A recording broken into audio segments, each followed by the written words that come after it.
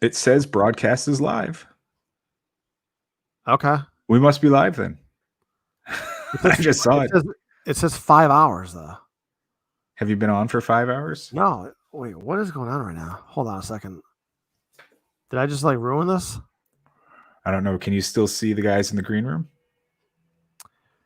Hey, Can people, you, this is can you, Kenny can you Casanova. see this on Facebook?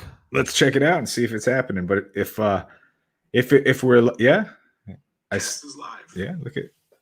Okay. All right. Yeah. I mean, I guess. Okay. I have no idea what's going on, but it says we're on in it. In the corner, it says 5.5 hours. So I'm not sure what is going on here, but okay. Well, all right, guys. This is Kenny Casanova here, and I said I wanted to jump in real quick. Didn't really want to, but Ed told me I had to. So, my first book, and this is all about books. We push wrestling books here. We hope that people will, keep the legends alive and buy some of the books from the wrestlers and the different wrestling topics. And my first book was Kamala Speaks, and here it is right here. I had played Kimchi for Kamala a number of times, and one day I decided to call him up when I saw that he was having issues and he had lost both legs to diabetes. And I said to him, I'd like to work on the book with him. And he let me. He made me first call his financial advisor first. And I call him up and it was Coco Beware. Not really financial advisor, but he says, yeah, we'll let you do it, Kenny. You can do the book, but I got to say, I want you to think of James as being like your grandfather and like, don't want to screw him over or anything like that. And he kind of put it in my head that like, if this was my relative, I wouldn't want somebody, to pull a quick one on my relative. This is somebody's grandfather, out there. So I said, yeah, no, totally. And I mean, the idea was a fundraiser from the beginning, and I gave Kamal all the money for it, and I continue to do that. Now that he's passed, as people have probably heard, the website will still be up. We'll still be selling the books.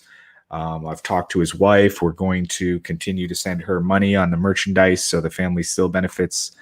For people who are asking, there is a bit of a public wake, I guess you call it. It's not really a wake. It's more of a service that they're going to have. And I'm looking up the area right now. It's something like, looks like it's called Batesville, Mississippi. It's about 20 minutes out of Senatobia, Kamala's hometown. And it's in a civic center conference room called I think it's the Batesville Civic Center. It's 11:30 in the morning on Sunday. So if some people in that area wanted to go over and visit him, they can. They really only have occupancy for 70 at a time or something like that, and people will be waiting in the hallway. It's more, they're hoping for more people in the area. They don't really want people to fly there to get there and all, because they're not even really supposed to have a ceremony. But I just wanted to share that. And there is a GoFundMe out there right now if people are interested. What did you say, Eddie? You heard something about that? Somebody donated a big amount or something? I saw that Jericho donated $5,000, which was nice. Yeah, super cool. He did something like that last time when there was a tax issue in the House. Kamala's had very proud man, but he's had some issues because of medical costs. And he didn't like to talk about it much, but Cauliflower put up a GoFundMe for him last year. And I think Jericho threw something like $8,000 in, something a real big amount. So that was cool. And I guess, again, I keep saying, I'm not really in a good mindset with this. I told you I kind of didn't want to do it, but it's tough because he was a good friend of mine, Yeah. We talked a lot. We talked every probably 2 weeks, and while we were putting the book together, we talked all the time, so it sucks that he's gone now. But yeah. And I told you, messaged you that I thought, what you were able to do for him was a gift that not many people get, right? You were able to put his legacy out there forever. And I just actually finished the book. I finished the book last week. And oh, did you? Okay. And what'd you think? Hopefully you like it. I thought the book was awesome. I mean, cool. I thought it was great, and provided a lot of insight into Kamala's life, growing up, and it was crazy for me too when I heard the news, because we just had him on COVID Con, which was COVID Con 2. It was a month ago, less than a month ago. Yeah. So Crazy. Yeah, it was fast. I mean, what happened is he was having shortness of breath on a Wednesday, and they brought him into the hospital. He was having some kind of heart issues and diabetic problems, and combination of that and the fact that he also tested positive for corona, all worked against it happening, and he passed on Sunday. So the wife went over Sunday, and they made her wait a couple hours, and then when she went in, it was too late. Oh. So sad, yeah. But a lot of people are coming out to help. Fans have been super loyal. Wrestling fans are like the most loyal everywhere. That GoFundMe is up to like 30 grand. And I was telling Ed beforehand, Kamala didn't like to look like a panhandler. In a lot of cases, he had no other resource, though. He had to depend on fans. He didn't want to. He hated it. In fact, didn't like the idea of a GoFundMe a couple of times, although it did help him, and it's going to help now with the funeral. It's up to like 30 grand. Like I said, it's ridiculous. A guy named Jason King from Bleacher Report put it together. Didn't even know he was doing it, and all of a sudden, bang, it was up, and then it was huge. So he's super good at doing that. He's done that before. So shout out to him. We're going to keep the book going. There's also like some pictures that he signed and sent me. He sends me boxes of stuff. So we have some 8x10s up there too, and things for sale. So that's at kamalaspeaks.com and also wohw.com. I think you'll also see something from Cauliflower at some point. And speaking of which, one last announcement. We will be doing some kind of COVID con again. As you remember that we've done in the past, if you've been following us, and it will be a pay-per-view on Fight TV for Cauliflower, so they can help people like James and other wrestlers that don't have good incomes and maybe medical concerns like they've done in the past for him. So we'll be doing something with that, and there'll be an announcement with that soon, next week or so. So any more questions? You want to choke me up some more? No. I think I think maybe in the next week we could do, a Kamala tribute show or something like that. Yeah, I wanted to this week, but then I was like, I don't think I can do it yet because, like I said, I was talking to Coco and I talked to his wife, and I start getting upset. You know what I mean? So maybe talking to you wouldn't be as bad, but when I was talking to those guys, it was like, oh man, this is horrible. So, yeah, but. So yeah, check it out if you want. You can go to wohw.com. There's all kinds of Kamala stuff on there, as well as kamalaspeaks.com. And also, if you check the Facebook page, and I can post it in here, or also on Bookmarks page, information to where to send cards if you would like to. We'll put up the address. And also there's a PayPal account if you wanted to send money for flowers through PayPal, or if you wanted to help some way through that, you can as well. If you don't like GoFundMe, you can do that too. So cool. So let's not make this sad anymore and get out of this topic, I think. And I'll let you go, I think. Hold on here. Let's bring on our guest tonight.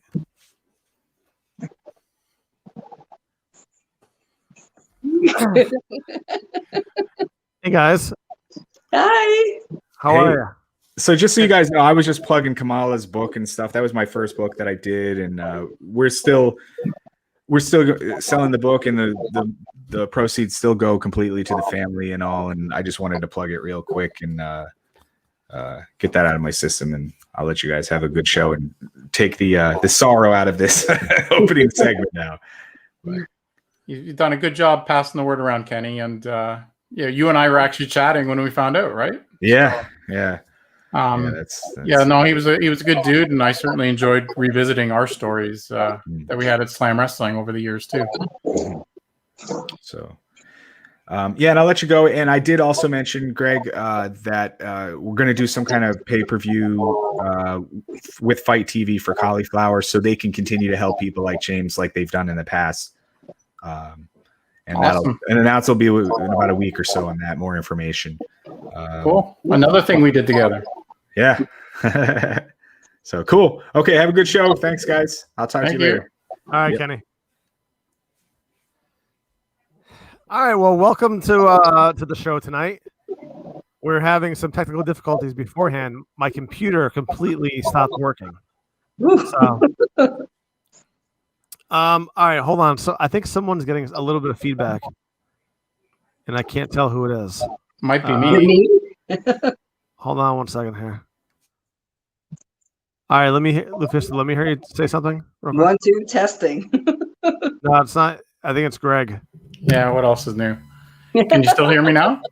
Yep. Yeah, I can hear you now. But I can't hear you.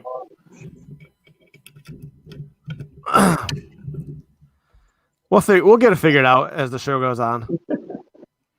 Okay, let's try that again. Let's see. Can you hear me? Let's see. Yeah, there's a little bit of feedback, right? Yeah, a little bit. That was okay. If I move back. Fine. No, that was okay. That was Okay. Good. So, how are you guys doing? Pretty good. It's really hot out here. Now, so Greg, you're in Toronto. You're in Toronto, right? I'm in the center of the universe. Yes, Toronto. Okay. So you're probably getting geared up for the hockey playoffs, I would imagine. The Habs, speaking of which, the Montreal Canadiens bought billboard space in Toronto to troll the Leafs who are out. Oh, that's funny. You gotta love it. That's hilarious. All right, and Lufisto, am I pronouncing that correctly? Is it? Yes. Lufisto? Okay. Lufisto. Where are you based out of? I'm about like an hour away from Montreal. Oh, okay. Yeah. Nice. All right. So, Greg, are you guys working on a book together? Is that what's happening? You are. He convinced me. I didn't have to work real hard. It actually started with you, Eddie. Or actually, no, it was who was hosting the second half of the first CovaCon? Rob with Michael Holmes of Okay. CW Press. He was on there and he was asked who he'd really want to do a book with, and he mentioned Jen. Lufisto, I'm sorry, is that kayfabe? No. And Everybody knows my name. and I dropped her a note and said, I'd certainly be interested in talking, but I think more importantly, I introduced her to Michael Holmes, and they talked. Because if you don't know what a book's about, especially one with a publisher, it's different than what Kenny was talking about working with Kamala.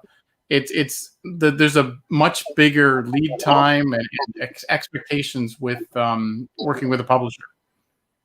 Yeah, it's like I knew nothing about books. I mean, I had some people come in like wanting to write something about me or part of books, but never did I have someone say, hey, I really want to write your story.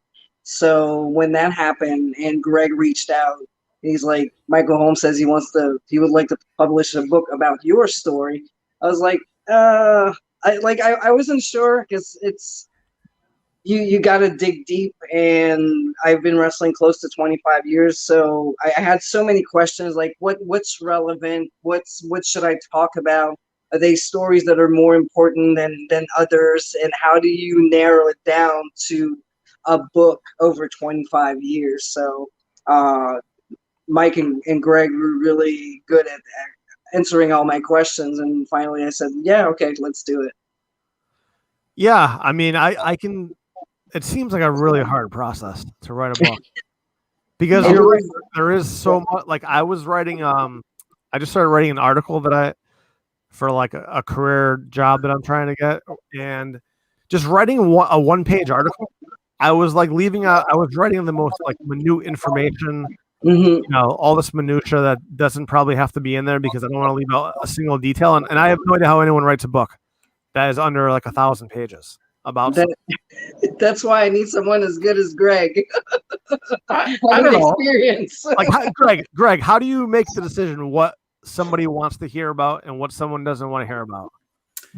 Well, there's besides the basics, you got to sort of follow your instinct, right? And it's and Jen's learned this already, is that there'll be times I'll follow up and said, last time you said this, can we explore that a little bit more?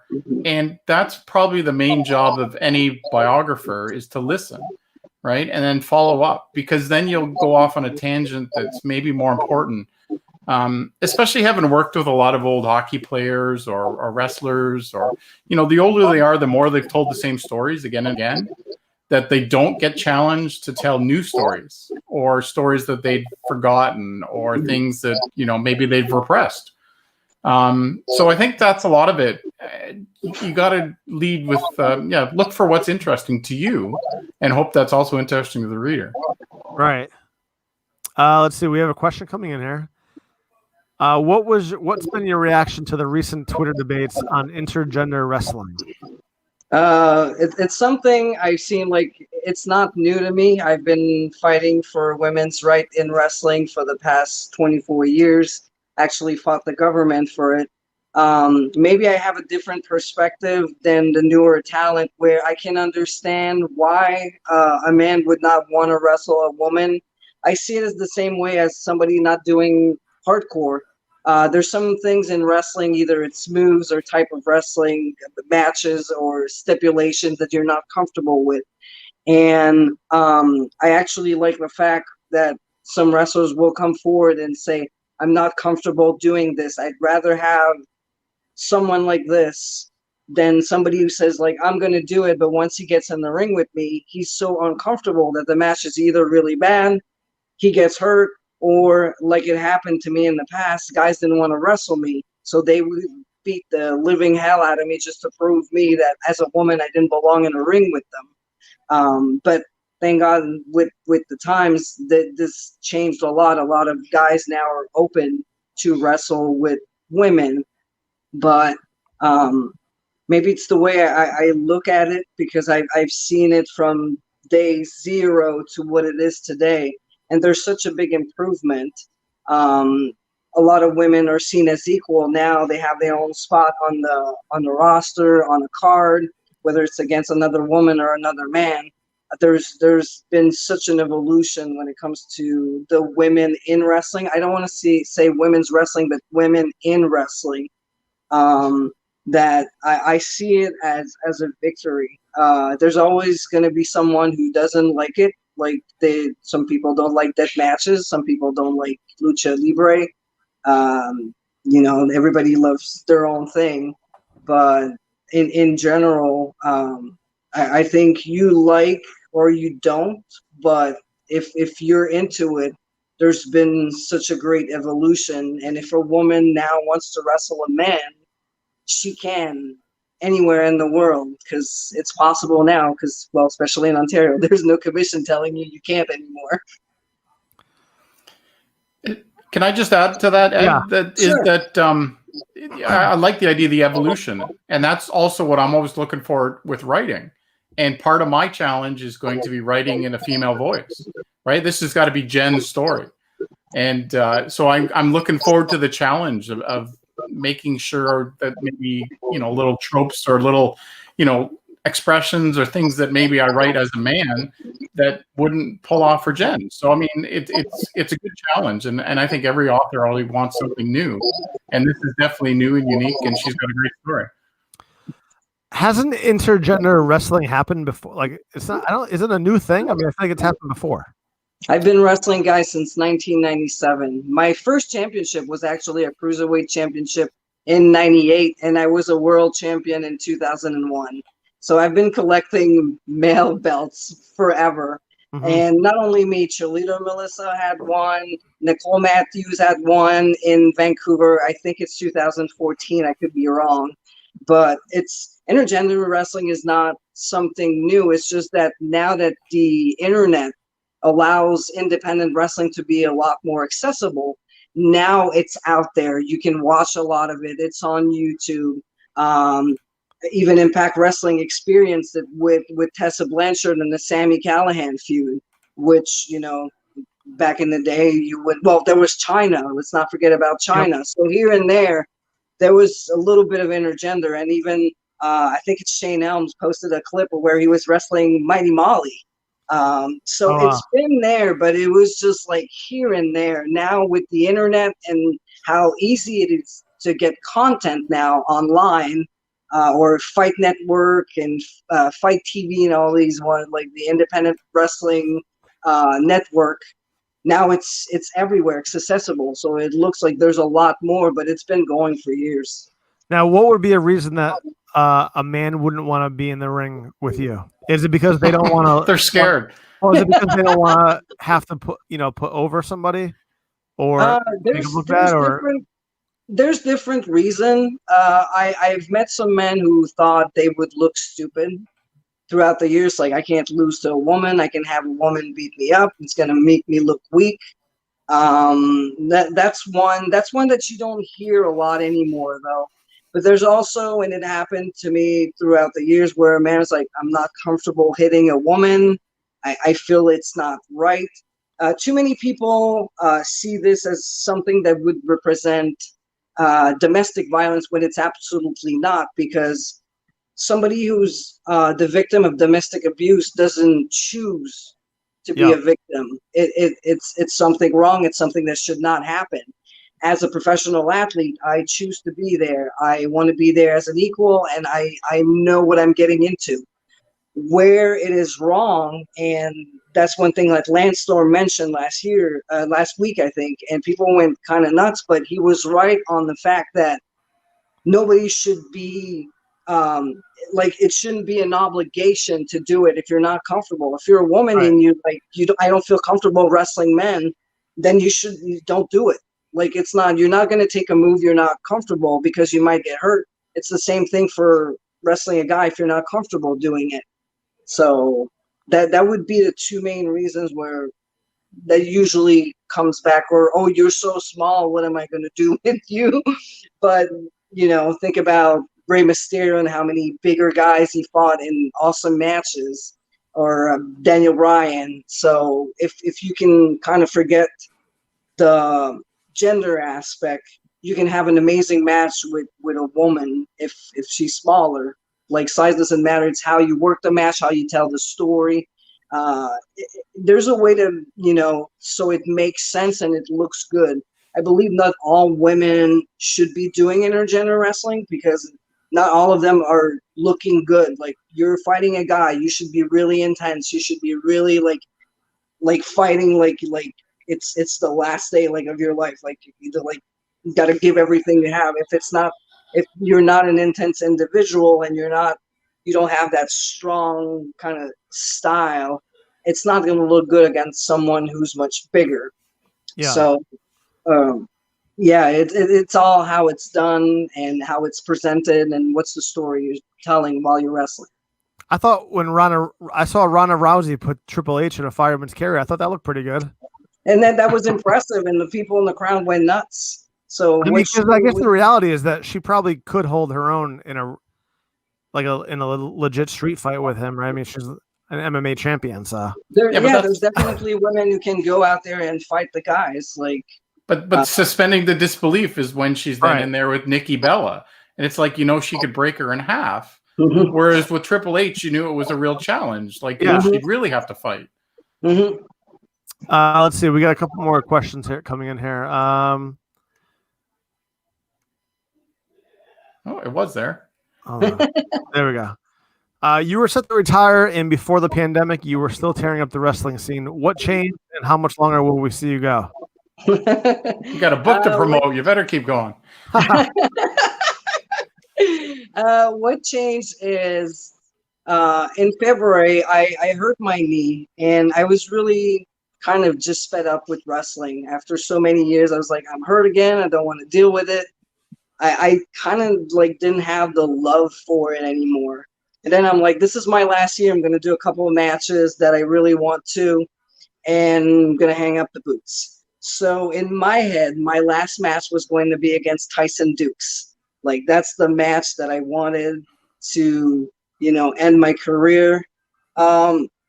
Because Tyson is one of the first guy when I started wrestling that says, hey, I want to work you. And he's always seen me as an equal. So I always had so much love and respect for him because he always treated me as an athlete. So it was for sure like I wanted to fight Tyson Dukes. But for some reason, I tried to make it work with Smash Wrestling and FLQ, and it's like we couldn't find a date. Nothing was working. So I just kept going, and then I wrestled Kobe Durst at Alpha One and had a pretty good match. I was like, wow, I was able to follow him, 23 years old, and he's really good. But the match that changed everything for me was when I wrestled the Walking Weapon, Josh Alexander at C4. We had a match where people went completely nuts, and in the end, I lost the match, which was a championship match for the C4 Wrestling Heavyweight.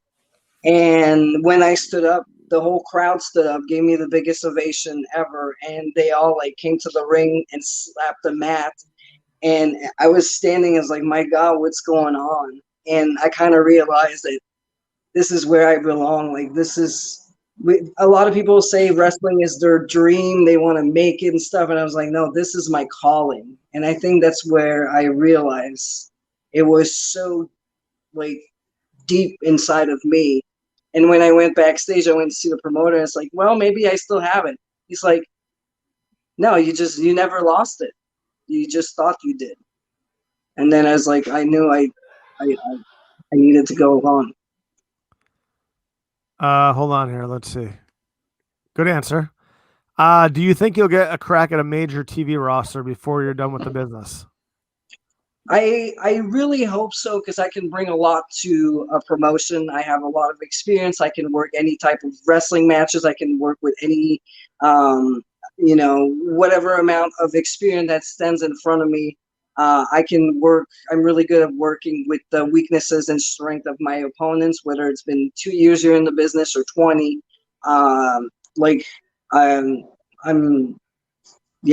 Basically, like, I think I could bring so much to a wrestling company, a little bit more of an intense side that's a little different. And basically all I need is one shot. And once I'm there, I know I'm going to kill it. Aren't you going to be on WWE Network now? You said the WXW videos are going to be up there, so soon. I know people will be able to search you. I know. I saw that this morning. It's like, oh, I'm going to see Lufisto on the WWE Network. It's like, well, ain't that ironic? Like, that's funny. But I have like matches with Tony Storm, with Miko Satomura, with Layla Urge from last year. That's one of my favorite matches ever. And Killer Kelly, Wesna. There's so many great matches that I had at WXW that I'm actually happy that people are on like a more worldwide, is gonna see what I can do. Okay. Well, God, 2020 is such a weird time, right? Where I have to watch how I like phrase a question so that no one like gets offended. Are there like certain I've always wondered this about like women wrestlers. Are there certain women wrestlers that maybe you respect more than others? Because it seems to me, as an outsider, that there might be a few of them who get into it as models and become wrestlers as opposed to just being a good wrestler. Is that true or is that not true? Well, hang on. Can I just say, I think Jen is the one that most of them respect, all the women out there respect. Oh yeah, absolutely. So she's like the mama bear of women's wrestling. I try. And we'll fight for them. Yeah, I can't keep my mouth shut. If I see something wrong, I'll stand up. Is that like a thing is that a reality that where it seems like just watching like the WWE Network? Well, it seems like some of them are models and then they teach them how to wrestle. It used to be like that a lot more in the Attitude Era, I would say. Now you got a lot of athletes like the Charlotte Flairs, the Sasha Banks, the Baileys. They came from the independent scene. Like most of the wrestlers that are there now recently signed in, like Mercedes Martinez and Candice LeRae. They're all like very like experienced. So it was true years ago, but now things are changing for the better. Oh, that's good. Okay. All right. Answered my question. Let's see. Hold on. We have a question here for both of you. Thoughts on the Ontario indie wrestling scene, 2005 through pre-pandemic. Ken Hayashi in general. That's a small period of time. So long story short, Ontario used to be regulated in that you had to have a license, you had to register if you were running a show, you had to have a certain amount of insurance. There were a lot of different rules. And then there was a time Jen wanted to wrestle against a man. And so she ended up getting involved with, and she wasn't the only reason that Ontario got out of the regulation game, but she was a big part of it. And so Ontario is no longer a regulated province, and anybody can run a show. Anyone can be a wrestler. And of course, we can argue till we're blue in the face whether that's a good thing or not, because we've all seen people that don't belong in the ring. But that's a big part of Jen's story. Okay. Do you have any, Jen? You have any thoughts on the Ontario wrestling Don't scene? give it all away. Save some for the book. No, I won't. No, I just remember that back then, it was like, because I was already wrestling guys, and I had a few matches, especially with the Hardcore Wrestling Federation in Ontario, and I had a lot of matches there with, like I said, Tyson Dukes was one of them, J.C. Owens, Jack Damage back then. And one day they just decided to apply the rule that men and women cannot be in the ring at the same time. And since there was no other women back then, I lost all my bookings. And I was 22 at the time. And for me, like, even at such a young age, it was like really unacceptable that because of my gender, and in a city like Toronto, where so many movies are filmed, and like Batman is fighting Catwoman, or like stunt women are getting involved with the guys, they let it happen, and they wouldn't let me do it because I was just a little independent wrestler. And I remember also having a hard time like getting the license. You would need to get the license every year, but if you got your license in October, it was good until January, and that was like $75 each time. So when you're 22 and trying to make a living with wrestling and going to school at the same time, because I was going to college, it was like, I was like, why are we paying that? Because to the opposite of some athletic commission in the United States, you actually pay for the commission, but there's a doctor on the premises. There's actually services being provided to wrestlers if they get injured or anything. But I felt like there was nothing. And I remember the promoters really being upset, like, I have to pay so much insurance, but if something happens, they're not backing me up. There's nobody to help me. So it's like fire, like pretty much money in the garbage. So when that happened, when they banned me pretty much from the province, because I could not wrestle there anymore, I just called the Ontario Human Rights and explained what was going on. She's like, oh yeah, you got a case. So started to file a bunch of papers, a lot of phone calls when phone calls were not free. My God, did I spend a lot of money on phone calls. That's crazy. Oh, it wasn't that long ago though. Like, society moves pretty quick. And even in the 70s, like, women's wrestling wasn't allowed at Maple Leaf Gardens. Really? They had them as judo exhibitions. They weren't allowed to actually have a women's match. Wait, so the fabulous Moolah couldn't wrestle Wendy Richter there? Not in the 70s. Oh, it changed in the 80s. Yeah. Okay.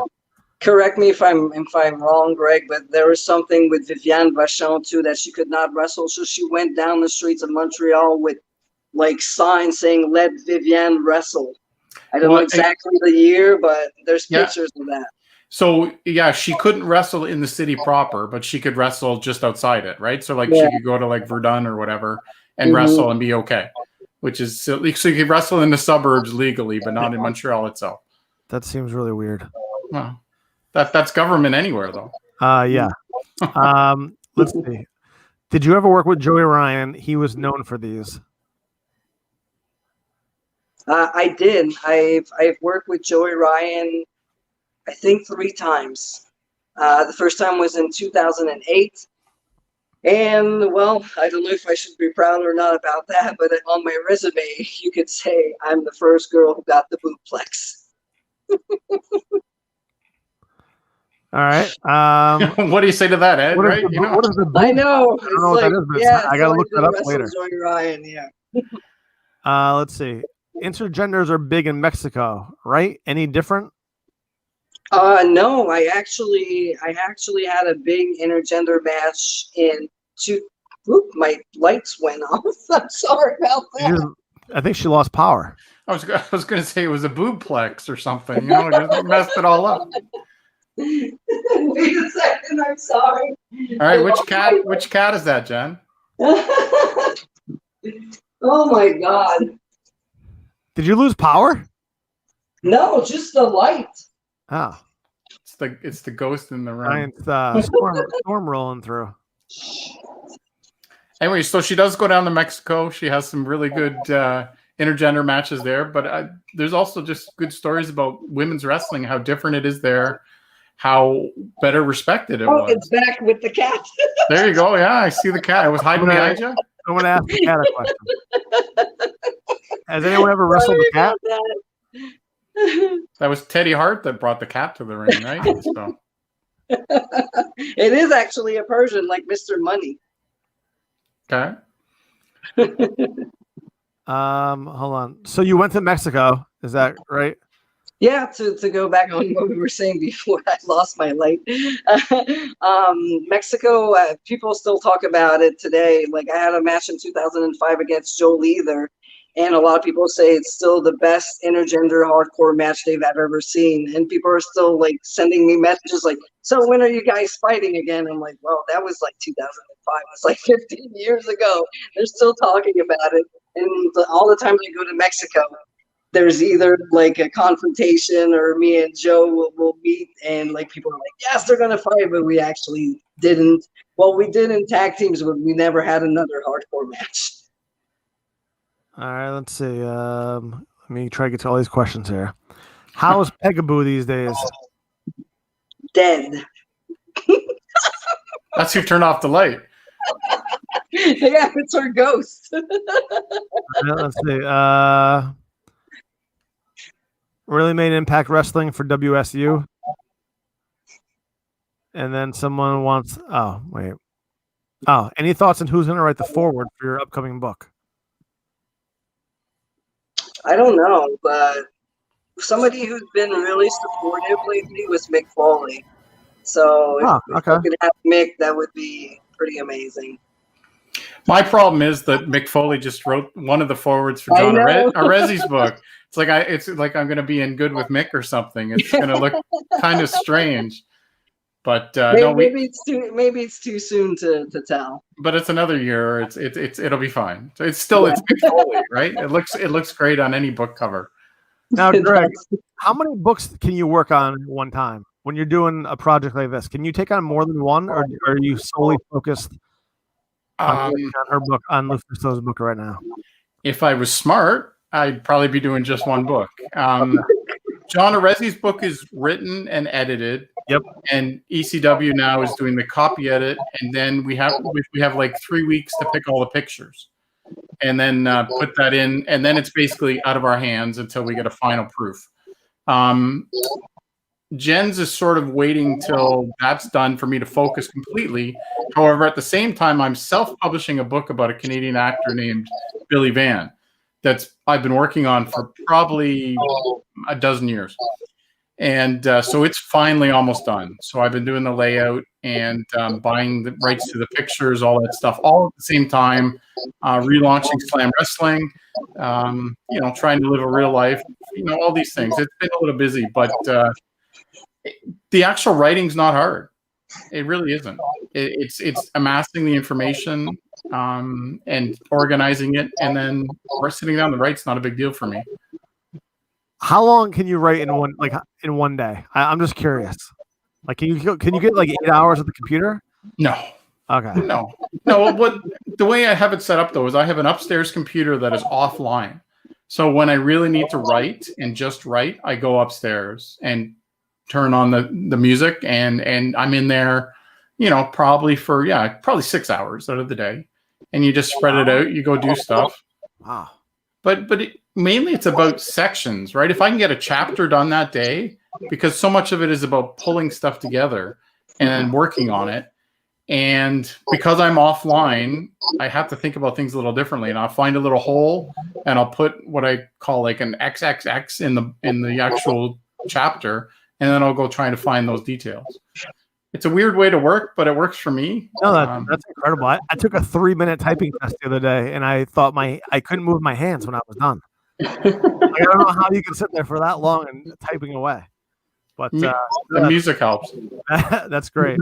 So, Lufisto, it looks like you started wrestling at the age of 17, right? Yes. So obviously you were fairly athletic, I would imagine. No. Really? Oh no. I was fat and out of shape, and I didn't like sports. I played football and I played baseball when I was younger, but I've always been more of into music and drawing, like in arts. I've actually won like contests, like drawing contests, and I was in a band. I was playing bass. I was singing. So wrestling came pretty much as a surprise. One of my drummer was just watching wrestling. You got to watch this. This guy's building caskets, talking about the Undertaker, and I just got hooked. And well, yeah, that wasn't planned. I was not athletic at all.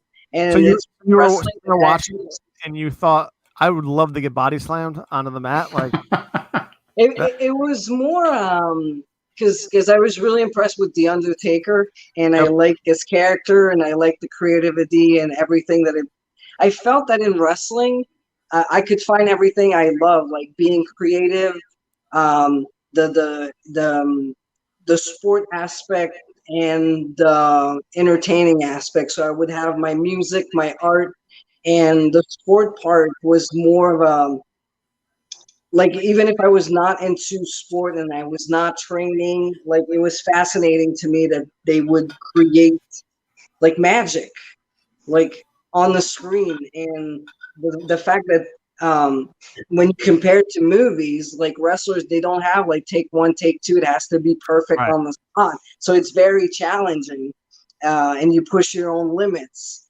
And it's so many things in like one thing that I think that's why I really, really got in, like, hooked so fast. And through the Undertakers, there was that feud with Alundra Blaze and Bull Nakano that made me realize, like, oh, Japanese wrestling. And then I saw all the women there, and I just fell in love, and that's when I knew that that's what I wanted to do. Now, did you go to like a wrestling school to learn how to do it, or? Yeah, I did. There was a local wrestling school with just local wrestlers in my hometown, and there were 4 of them. And I just, like, my friends were joining in. It's like, oh, you can't do this. And I remember my stepfather back then was like, wrestling's not for girls. You're not athletic. You're too big. It's not going to work. And I just wanted to prove him wrong so bad. And I wanted to prove wrong everybody that I could do it. Like, it's always been a team. What was the first week like? Hard. Okay. I remember one of the first thing my teacher told me is like, it's going to be really hard on the body, but you as a woman, it's going to be even worse mentally. I just want you to know, just be prepared. I had no clue what he was talking about, and I've learned pretty fast. Now, Greg, did you ever want to? You were a wrestling fan. Did you ever want to be a wrestler? No. I was always a writer. I've been in the ring a couple of times, but just to goof around. Yeah. Never involved in any angles. Never managed. No, just never had that interest. I respect what everybody can do, but not for me. Yeah. No, I wanted to be a wrestler until I was like 12, and I figured I'm never going to be big enough. But so you bought all the toys instead. I have all the action figures. Do you have an action figure? I don't have like one per se, but I got 2 that were made by fans. One in Mexico and one in Toronto. Oh, that's cool. That worked. I got a pop though too. Awesome. Oh, really? Like, yeah, a little Funko Pop. Okay. There's a fan who had got one made for me. Oh, that's awesome. I don't have any yet. Are you gonna ask that? I don't have any dolls about me. You don't have any? No. Greg wants a doll. Writers just aren't celebrated the same way. They should be. I mean, I know. You guys are bringing the stories to life. We're keeping them alive too. Bringing other people to life. Like, that's the fun thing about doing this book on this actor that died in 2003. Like, you're really keeping a legacy alive. Whereas Jen's story is quite active, and we're hoping it's going to keep going afterwards, whatever role that may be. And the book's coming out in it'll be the spring of 2022, which is crazy to say. But wait, 2022? Wow. Yeah. Okay. But see, that's the thing. Like, we could work on it hardcore and do nothing but for the next 3 weeks and publish it ourselves. Mm-hmm. But because it's with a publisher, there's so many advantages besides actually being paid to do it. They're going to line up, appearances for Jen, like to talk about her story. It's a great Canadian story, period. Yeah. Forget the women's aspect. It's just everything she's done to get where she's gotten to. We're hopefully going to get her on some major talk shows, all kinds of things that is really hard to do when it's self-published. No, that is amazing. So I'm going to ask you the questions that Kenny hates when I ask people. He tells me not to ask any more questions. But so when you're on like traveling on the road, like what is your day like? What was your typical day like? Did you get to go to the gym at all? Like what does that look like? I'm always fascinated by that. It always depends where I'm going and how long is the road, and am I flying or am I getting there by car? I remember when I was traveling to Shine Wrestling a lot. I would wake up like really early at 4 a.m., go to the airport because it was an hour away, fly, get there, eat. I would try to rest a little bit, go to the show, and back then I was champion, so I was main event. So I would wrestle like it was almost like midnight every single time. Go back to the hotel, take a shower, sleep 2 hours, go back to the airport, and then the worst one I did is like I did that Shine show just like this. I landed in Philly. I had a match with John Silver in Philly, and then drove to Worcester in Massachusetts, right, like 7 hours after. So I didn't sleep for 3 days and wrestled like 3 matches in 3 different states. Now, are you like trying to diet while you're on the road? I mean, how does that like how do I always wonder how do wrestlers do that? We bring our food. Like I've been on a kind of a hardcore diet since the past. It's like 4 months now. Like I was careful before, but now with COVID, I can focus more. So I got myself a trainer and actually go to the gym a lot more. And then the fact that I'm not wrestling on weekends now, like I go to the gym instead. So I'm trying to be proactive even if I'm not wrestling. But otherwise, if I would go, let's say when I travel to Seaford to Ottawa, I bring my lunchbox and I have everything with me that I need. Wow. I have everything I need downstairs. So, Well, because I have always wondered, I'm like, you guys, they wrestle all night, and you got to go to a different town the next day. Like, how do you get to the gym? How do you not eat fast food? Like, how do you not eat fast food when you're on the road? Oh, it happens. Like so many times you finish a show, you're hungry. What's open? McDonald's. Right. It's the only thing. You kind of try to deal with it, but you try to grab the healthiest thing there is, but sometimes at 2 a.m. there's not much. But it's still leagues ahead of what it used to be, right? I mean, when they talk about bologna blowouts, that was really it. The guys after the matches would pull up to a gas station, buy a pound of bologna, mustard, and a loaf of bread. And that's what they'd be eating as they drank and drove to the next town in the middle of the night. So things have changed quite a bit, but I'm not going to say they're easy at 2 a.m. So no, that's why I bring my lunch, so I'm not disappointed. Now, do people recognize you when you're just walking down the street? Yes, sometimes. Yeah. No.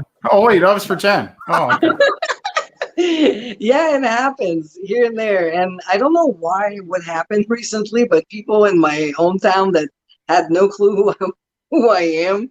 Recently, I go to the hospital and it's like, "Hey, you're that wrestler," and then I go to the shopping center. Aren't you the wrestler? I'm like, how'd you guys know? Like nobody knew a thing. But yeah, it happens once in a while. And wait till the book launch. And how do you feel? How do you feel about that? It's funny. It's always surprising too, because I was like buying stuff to fix my house at. I don't think you guys have Patrick Morin, but it's like the Home Depot of here. And there's a guy. What is it called? Oh, I'm sure you can't wait till it starts again. And I'm like, what are you talking about? It's like the wrestling. I'm like, oh, okay. And that felt kind of weird because I did not expect it. You're like buying materials to fix your house or stuff. Right. And then like that guy comes in. So it's like, but it's flattering. That's pretty cool. Now, did you have anyone besides the Undertaker that you looked up that you really that you were a fan of when you first started watching it? Definitely Bull Nakano was one of my favorite. Akira Kudo. I've always loved Roddy Piper, Jake Roberts, and more recently, especially when I turned heel, I've watched a lot of Chris Jericho as a heel. I think he's one of the best, so I studied him a lot. Now, have you had a chance to when you meet have you met these people? Have you had a chance to work with them at all, or? I was like fortunate enough to meet Bull Nakano and Medusa as well. Oh, that's pretty cool. Yeah. Okay. All right. Let's get some more questions here. We got a question here. Greg, if you could set up a dream match, past or present, for Lufisto, who would it be against? Well, I think Bull Nakano would be a great one for sure. Vivian Vachon, there you go. Probably the two most famous women wrestlers ever to come out of Quebec. That would be a really unique match. Because Maurice, she was more famous because she was on WWE, but I wouldn't put her in the same wrestling class as either Vivian Vachon or Jen Lufisto. All right, let's see.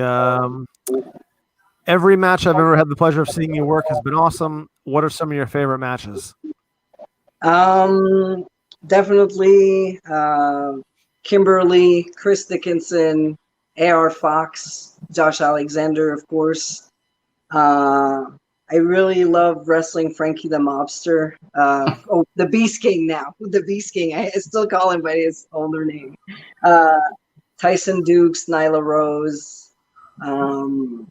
There's so many. Like I was blessed to have a lot of great matches. Thinking of everything and beyond wrestling, the tag team matches I had with Jordan Grace, and when I was teaming with Asuka, cheerleader Melissa is always one of my favorites, and Allison Kay, Thunder Rosa, and I always call her my wrestling soulmate, Mercedes Martinez. Okay, all right. Hold on, let's see. What do you want people to take away from your story? That's a good question. We want them to buy it first, but yes. Buy it. Well, no matter like any obstacle that was put in front of me, somehow I never quit. I'm still here despite everything. So I don't know if it's going to be like a great ending to my story, or I'm just going to fade away. I don't know yet, but I'm still writing it, and I hope what's coming next is the best. No, that's great. I mean, I've read a million wrestling biographies. It's my favorite thing to read. Like, and the reason being is that, and you'll probably agree with this, is because wrestlers do have to live their character 24 hours a day, 7 days a week. No one ever gets to know the human being behind that person. Brad Pitt gets to go there. He gets to be Brad Pitt when he's done doing that movie, right? And I've always thought that that's been really fascinating, like the human being behind the wrestler. So. Yeah, definitely. Yeah. That's interesting. That's a good way to look at it. It's not always the case, but for a lot of these wrestlers, yeah, they have to live the gimmick. I mean, maybe not anymore, but I'm a huge fan of like 80s wrestling. So like all the the ones that I read are usually about the 80s guys. Like Kamala, right? He couldn't go be a nice guy eating, going to the diner. He had to like be a mean person, or stay out of the spotlight. Same thing with like George the Animal Steel, like all those different guys. Anyway, you guys were both at the summit last year in Toronto. What are your thoughts on the amazing progress women have made in the industry? Well, it was great just to hang out and see it all and meet so many people I'd never met. Like for me, they came to me in Toronto, which was really cool, right? To actually finally meet Nicole Matthews in person, who I'd never met, and have Bull Nakano in town and sit with her for a little bit was awesome. So yeah, no, it was a really great bunch of days. I sold a bunch of books. Always want to sell more. But you do your best. But yeah, no, Jen was there, but Jen's not one to hang around. So I even remember that she was there packing up after the merch thing and didn't want to chat. So I need to drive back home. But yeah, I mean, there's been now there's like all women shows, which was not a thing a few years ago, and now there's like whole promotions of just women. So tremendous difference from when I started. Yep. So what is you know, are you not wrestling now because of the pandemic? Yeah, there's no combat sports allowed in Oh, okay. Canada right now, so I'm not. What that's are your not true in Canada. Hang on. In Quebec there isn't, in Ontario there isn't. But out in the East Coast, they're running a show in September. They've been allowed to run in Manitoba. So there's a few places that they're allowing it with regulations about how many fans can be there. I don't know. Isn't hockey a combat sport? That doesn't count? Apparently, no. They're in their bubble. It's a really crazy setup. Oh, that's right. Yeah, they're in the bubble. So how would you feel about wrestling with no fans? Would that be weird? No, some indie shows you've been to probably were like that. I wrestle in front of 5 people, so it would be the same thing. No, I mean, I love wrestling in general, so of course it's not the same atmosphere, because when you wrestle, what you like to do is create emotions. You want to take the fans on a roller coaster of emotions, and now you can't get. Like, yes, they might watch the match at home and enjoy it, but you actually won't know or feel what, if what you're giving them is something that reaches out to them. So I don't know, it's doable, and you can do it and have great matches. But the beauty of wrestling is, I always say that there's 4 people in the match. There's you, there's your opponent, there's the referee, and there's the crowd. And as a whole, that makes the match. But now there's one missing, so I feel there's a part. Yeah, there's a part missing. Yeah, I mean, it's hard. It's hard to watch personally. It's hard without the crowd noise. And actually, all of the sports for me are hard to watch without the crowd noise. It just seems like I'm watching them practice. I've liked what All Elite has been doing, though, with the wrestlers, and the fact that they keep it really kind of in a smaller environment. It looks like there's more people, and it looks not like I don't want to say a bar fight or underground fight, but the way they did it kind of works better. I like what they did. The atmosphere they created with, what they could. Yep. So how does one get, how do you make the transition to one of the, like an AEW or WWE? Do you have to keep submitting stuff to them, or do they come after they find you? How does that work? There was a time you needed to submit promo packs, but now there's so many wrestlers, you have to be what they need and what they want at the right time. And it works a lot by who you know and who you're friends with. And, but yeah, you got to be what they're looking for at the right time. It could be luck too. It's the Eddie Kingston idea, right? Eddie got in there, gave a great performance, and all of a sudden he gets a deal. Nobody was expecting that, right? So just need those opportunities. Yeah. So are there fewer opportunities because there's obviously less wrestling shows happening right now? Well, right now, I think a lot of people are I don't think any promotion is going to make very big decisions on signing international talent because of the COVID and because of the traveling restriction. The good thing about Canadians is that, let's say a Canadian would sign with the bigger promotions, borders are open for people who go to work. You can't go for tourism, but if you have an actual work visa and you're going to States to work, they'll let you through. Mm-hmm. But otherwise, any international, like Europe or whatever, they can't come here. So I just think that since they can't get fans, they can't get they don't know when everything's gonna. I don't think things are going to go back to normal or what they used to be, but there's going to be actually close to normal or what it used to be. And then they might start to actually look and bringing more people. But right now, I just think they're like being careful. Yeah.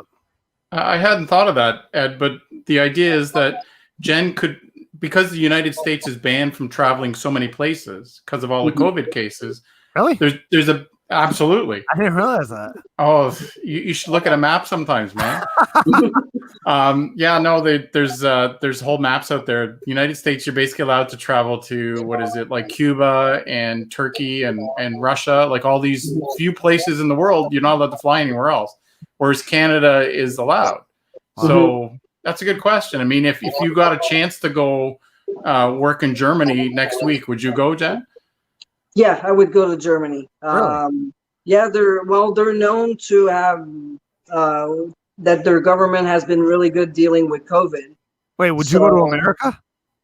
I'm sorry? Would you come to the US and wrestle if you could? Would have to be the right opportunity. But yeah, I mean, I would wear my mask. I would be careful, and I mean, it all depends of what it is, where it is. But You're not going to a show in Burlington, Vermont, you're saying, basically. But maybe if AEW called, you'd go. Okay. Yeah. It's easy. See, I don't leave my house, so I don't have any issues. Explains the collection behind you. Yeah, exactly. Yeah, exactly. Hold on here. Let's see. Your thoughts on the success of Jordynne Grace? Jordan has been working hard like for so long, since she was 14. And I've seen her as pretty much a kid and grew into that strong and beautiful woman. And it's in her blood. So I'm extremely proud and happy for her that she's having so much success. So have you suffered, like, what's the worst injury that you've ever suffered? I wrecked my knee. Wrecked my knee. No, Yes. That was me.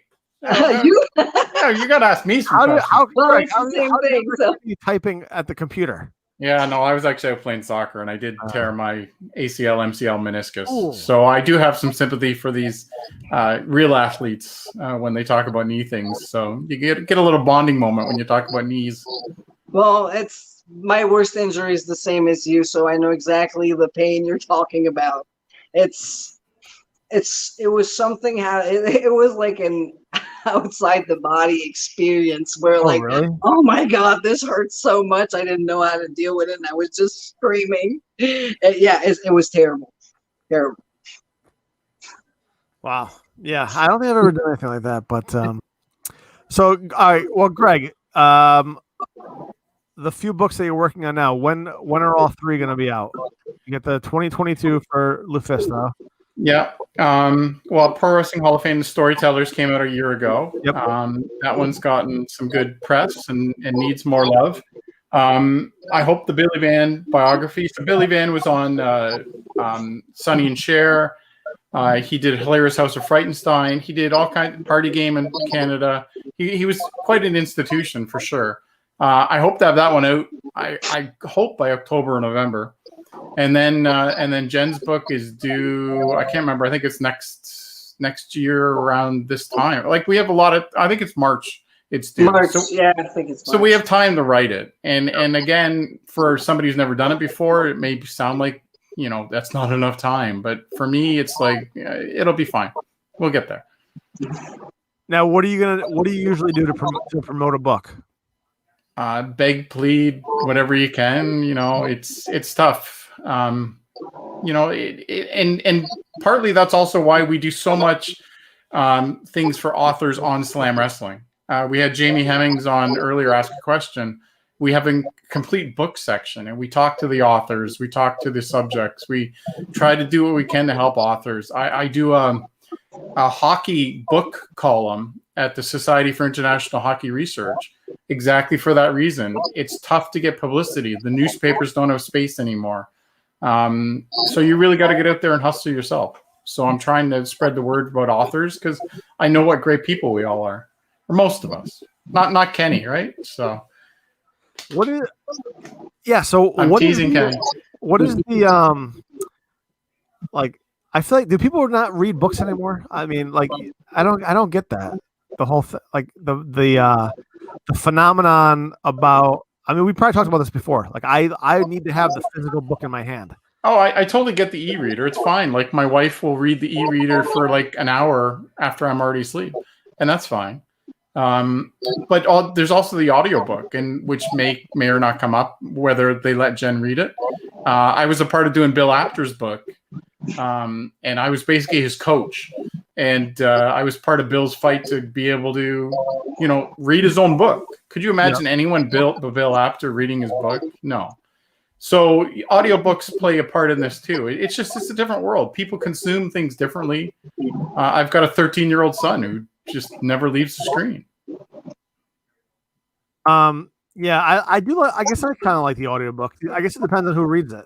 Well, if you do a lot of driving, audiobooks are great.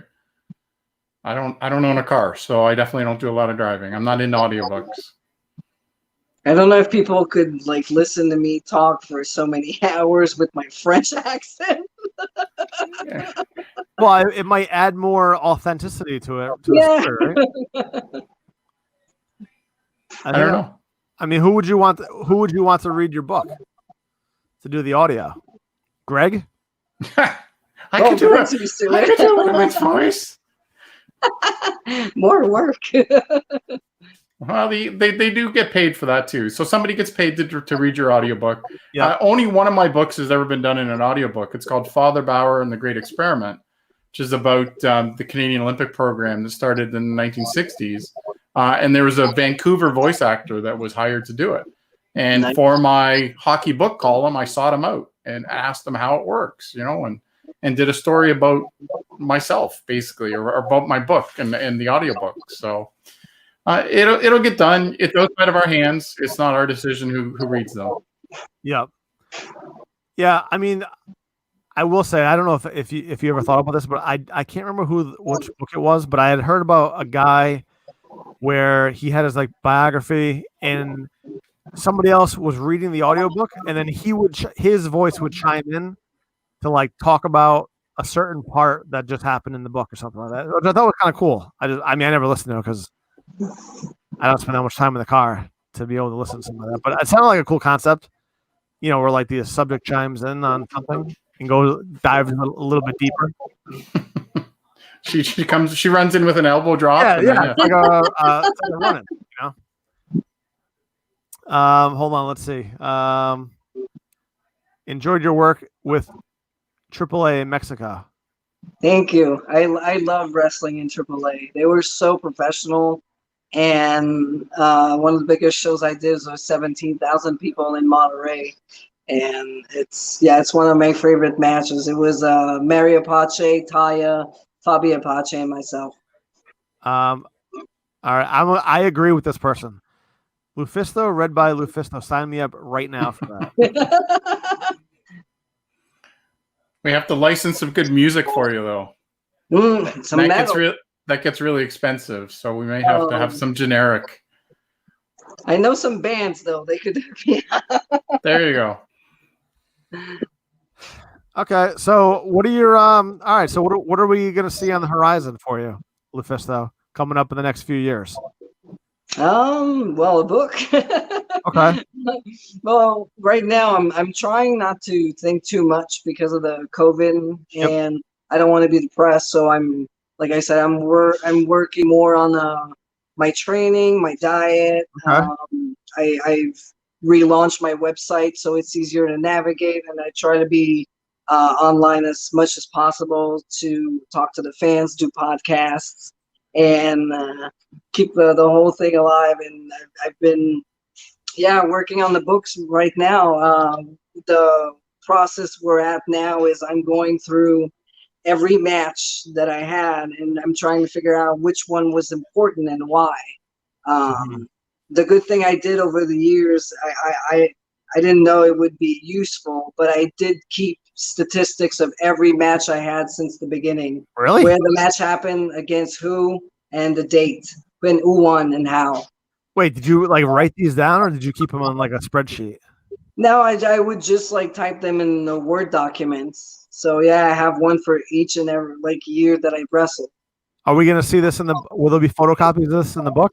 It That's may be cool. supplementary on the website. Yeah. So, Okay.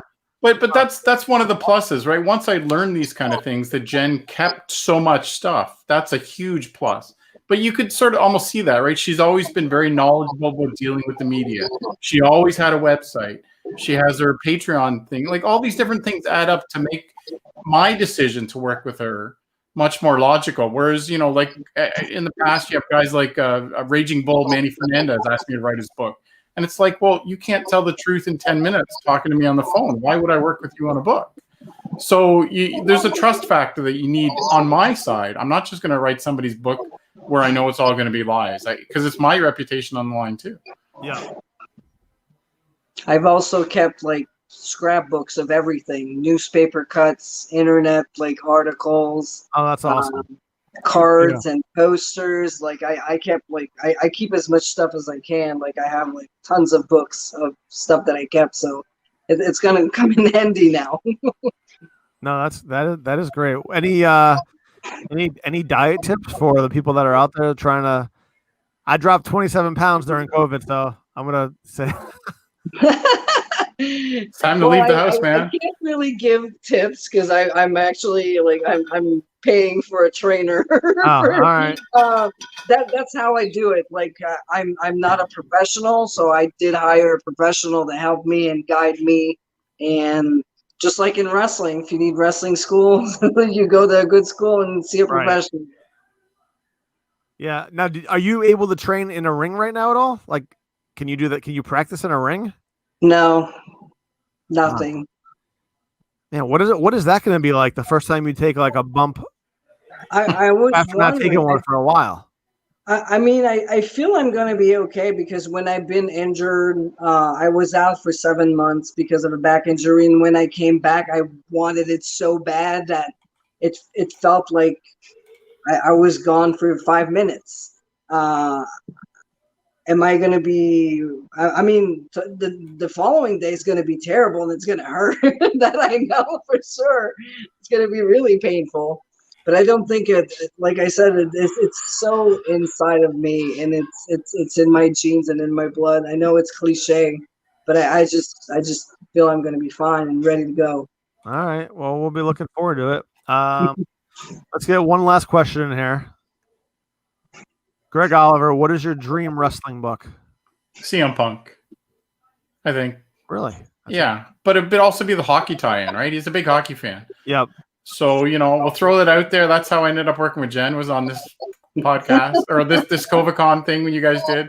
I think of anybody that we know would sell a lot of copies, which is, of course, a big part of it, that would get a major publisher. And ECW Press has been a great publisher, but even they'll acknowledge they're not, Random House or Penguin or one of the huge ones. But I think CM Punk's probably the great white whale out there of guys that have an amazing story that I think would move a lot of copies. And he has the interesting love of hockey too. So, and his Blackhawks are still playing like your Habs. So, my Habs. Aren't they your Habs? You're I know. I've been a Blackhawk fan forever. Wow. Oh, there, I just learned something new for the book. Here's one thing. Every time I did go to the Shimmer, I would buy tickets to go to the United Center and see the Blackhawks. Okay, that's awesome. All right. Greg, what are your thoughts on the shoot interviews? Is it hard for someone to do a book after they do one of those? Well, I think most shoot interviews are pretty. Oh, how can I put this politely? Terrible, because they don't listen. Right? They have their list of questions. Yep. And they just go through. They're not, and then soon enough, the people being interviewed, they're just sort of get into a routine. They just start doing answers by rote. They're not actually thinking about things. And so that goes back to what I said earlier, where a good interviewer listens to the subject and follows up. And it may not be following up right away, but the whole nature of a shoot interview is you're trying to tell somebody that subject right then, and they're being paid for it. So there's a big difference, right? Like Slam Wrestling, we've been on 23 years, never paid for an interview, nor would we, right? But these guys doing these shoot interviews are getting paid by High Spots or whoever it is, Right. to do the shoot interview. So it's a completely different animal than what I do. I don't consider it real journalism. It's I don't know what I'd call it. Okay. So I don't know if that sounds harsh, but No, I'm just curious because sometimes you see one of those interviews and then the book's coming out and you're like, oh, I wonder if they're going to talk about the same thing that I just heard. well, it goes back to what we talked about with Jen's story. It's way more than just wrestling. Right. And ECW Press saw the potential to really market to everybody, right? And look at this amazing story of this tough woman from Sorel who goes out and does all these amazing things, and all these obstacles she's overcome. Never got too far down, though she did. But it's a great story. And in the end, that's what's important. The same with John Arezzi's story. It's 3 different stories, right? It's the baseball, it's the country music, it's the wrestling. It's an interesting story. It's not just about wrestling. Yeah, I agree. I mean, I think everybody has a story. Some people's are greater than others. Good point. Hopefully mine will be. Okay, well, do you guys want any websites that you want to plug, Lufisto? Where can people find you right now? For me, it's lufisto.com, and there you can find all my social media. All the links are there. It's really the easiest way to get to me. Okay. And Greg, we have slamwrestling.net. Yeah, look at that. Plugged the whole way through. Yeah. So, slamwrestling.net. We've been working on diligently getting the articles back up. It's fascinating. So today was 10 years since Lance Cade died. And Trevor Murdoch did a big, long interview, like an hour-and-a-half interview with me when Lance died. And the story hadn't been live. We still have, I'm trying to remember now, I think it's about 3,400 stories still to post that didn't get put up yet. And so today I realized it was the anniversary. I put it up. And the Lance Cade story that, with Trevor Murdoch talking about him is our top story of the week at this point. It's just gotten so much traction again. So you just don't know. There's definitely a market for stories from the past. And I think it has something to do with not much going on today in wrestling generally. Yeah. So it's been fascinating. So keep checking out Slam Wrestling for sure. Cool. All right, guys. Well, we're going to be looking forward to the book coming out. Me too. I think it's gonna be great. I can't wait to pick it up. So, thank you. All right, guys. So much work, but I'm looking forward to the next steps. Okay. Cool. Me too. Cool. All right, Greg. All right, Lufisto. Thank you so much. Thanks for having me on. All right. Bye, guys. Bye.